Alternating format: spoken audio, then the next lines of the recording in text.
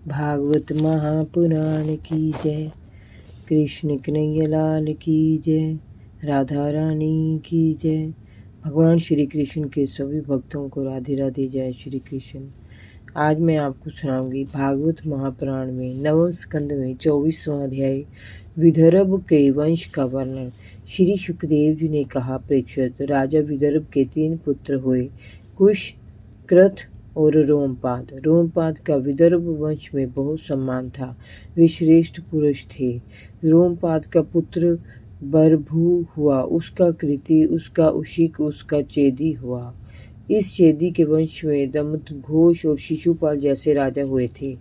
कृत का पुत्र हुआ कुंती, उसका धृष्टि, उसका निवृत्ति, उसका दशाहर, उसका व्योम हुआ। व्योम का जीमुत, उसका विकृति, उसका भीमरथ, उसका नवरथ, उसका दशरथ, उसका शकुनी, उसका करम्बी, उसका देवरथ, उसका देवशत्र, उसका मधु, उसका कुरुवंश, उसका अनु, उसका पुरुहोत्र, उसका आयु और उसका सात्वत पुत्र हुआ।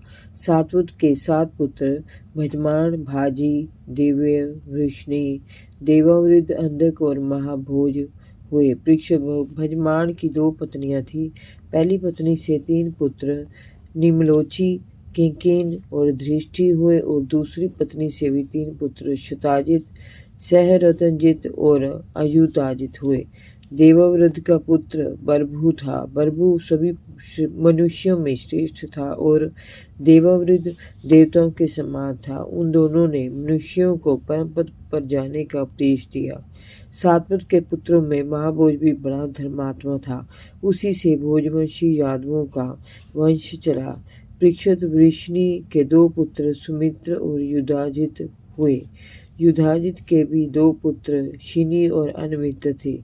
अनमित्र से निमन का जन्म हुआ था और सत्रजित और प्रसेन निमन के ही पुत्र थे, जो अत्यंत प्रभावशाली और विख्यात थे। अनमित्र का एक पुत्र शिनी भी था, जिसे सत्यक का जन्म हुआ था। इसी सत्यक के पुत्र का नाम युयुधान था, जो सत्यकी के नाम से प्रसिद्ध हुआ था। सत्यकी का पुत्र जय, उसका क्रेनी और उसका पुत्र युगंधर हुआ। अनमित्र के तीसरे पुत्र वृष्णि से शवफलक और चित्ररथ का जन्म। शवफलक की पत्नी गंधनी से सर्वश्रेष्ठ अक्रूर जी तथा अन्य 12 पुत्र आसव, सारमय, मृदु, विदगिरि, धर्मवृद्ध, सुकर्मा, क्षेत्रोपेक्ष, अरिमर्दन, शत्रुधन, गंधमादन और प्रतिबाहु है। इनकी एक बहन भी थी, जिसका नाम सुचिरा था। क्रूर जी के 2 पुत्र देवान और उपदेव थे। चित्ररथ के पृथु और विदुरथ आदि बहुत से पुत्र हुए, जो वृष्णि वंश में श्रेष्ठ माने जाते हैं। सातवत के पुत्र अंधक के 4 पुत्र कुकुर, भजमान, शुचि और कंबल बही हुए। उनमें कुकुर का पुत्र व्रही, उसका विलोमा, उसका कपोत्रोमा, उसका अनु हुआ। तुमरु नामक गंधर्व से अनु की मित्रता थी। अनु का पुत्र अंधक, उसका दुधुम्बी, उसका अरिधोत, उसका पुनवर्सु, उसका आहुक नाम का पुत्र तथा आहुकी नाम की कन्या हुई। आहु के 2 पुत्र देवक और उग्रसेन हुए। देवक के 4 पुत्र देववान, उपदेव, सुदेव और देववर्धन हुए। इनकी 7 बहनें भी थी। धृति देवा, शांति देवा, उपदेवा, श्रीदेवा, देव रक्षिता, सहदेवा और देवकी। वसुदेव जी ने इन 7 के साथ विवाह किया था। उग्रसेन जी के 9 लड़के कंस, सुनामा, नय, घोरोध, कंक, शंकु, सुहु, राष्ट्रपाल, सृष्टि और दृष्टिमान हुए। उनकी 5 कन्याएं कंसा, उनकी 5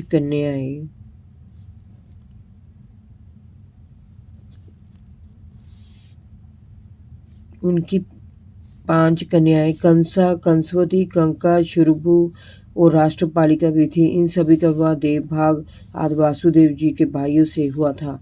चित्ररथ के 2 पुत्र विदुर थे। शूर, उससे भजमान, उससे शिनी, उससे समयभोज और उससे हृदिक हुए। हृदिक के 3 पुत्र देवबाहु, शंतधनवा और कृतवर्मा हुए।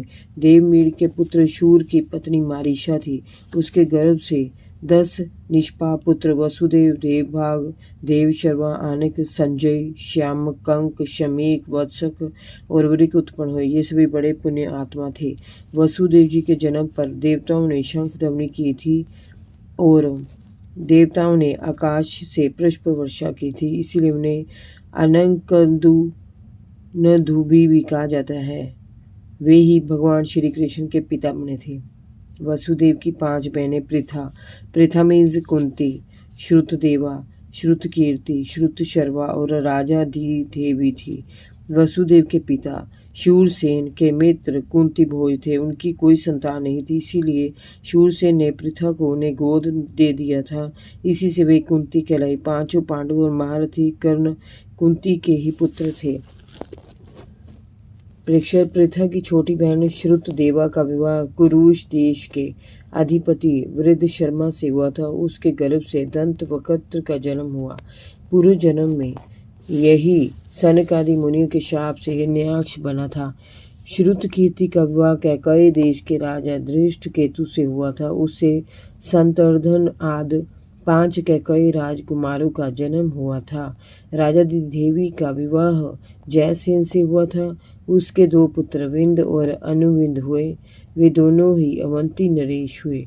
श्रुतशर्वा का विवाह चेदीराज घोष से हुआ था। उसका पुत्र शिशुपाल हुआ। वसुदेव के भाइयों में से देवा की पत्नी कंसा ने चित्रकेतु और बृहद्वल को जन्म दिया था।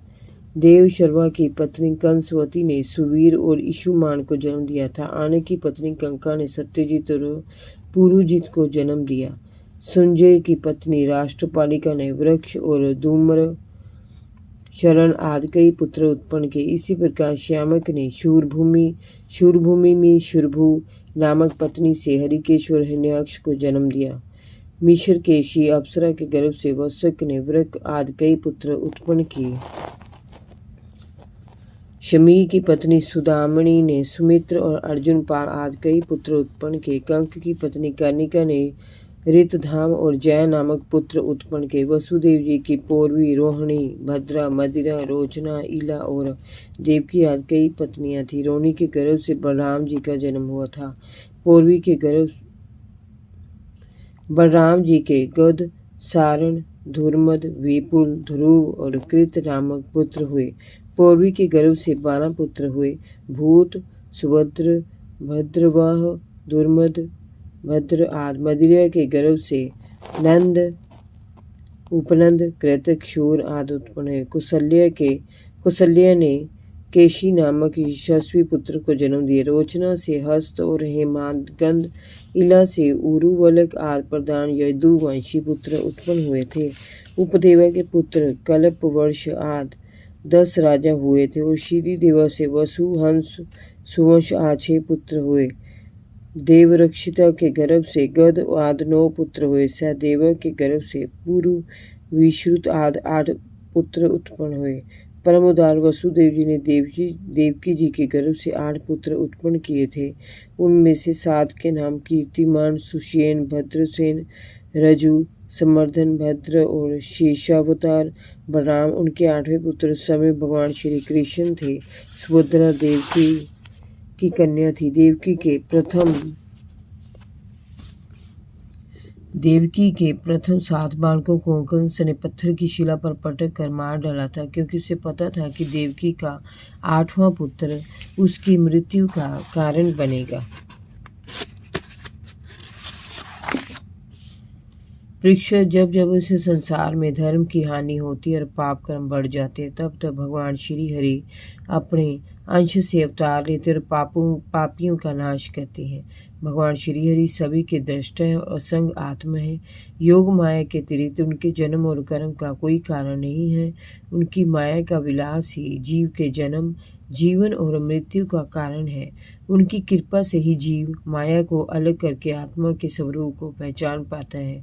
जब असुर राजाओं का वेश धारण करके पृथ्वी पर अत्याचार करने लगे, तब पृथ्वी का भार उतारने के लिए भगवान श्री कृष्ण ने बलराम जी के साथ अवतार लिया। उन्होंने ऐसी ऐसी लीलाएं की जिनके विषय में देवता भी अनुमान नहीं लगा सकते। राजन, पृथ्वी का भार उतार कर भगवान श्री कृष्ण ने कलयुग में उत्पन्न होने वाले अपने भक्तों पर अनुग्रह का द्वार खोल दिया।